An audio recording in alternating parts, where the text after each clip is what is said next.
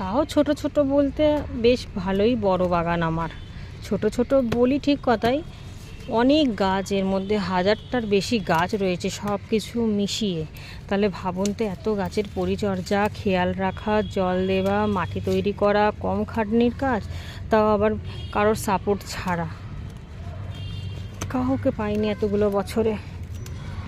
তার মধ্যে তো রয়েছে এই গাছে কোনো কিছু কথা হলে এই গাছের জন্যেই, এই বাগানের জন্যই তোমার শরীরটা খারাপ হয়েছে, এই বাগানের জন্যে এই বাগানের বদনাম তো লেগেই রয়েছে। যা কিছু হবে বাগানের জন্য, শরীর খারাপ হলে বাগানের জন্য, জ্বর এলে ওই বাগানের জন্য, ছেলে মেয়েকে কথা শুনতে হয় এই তোর মা বাগানের জন্যে শরীরটা খারাপ করে।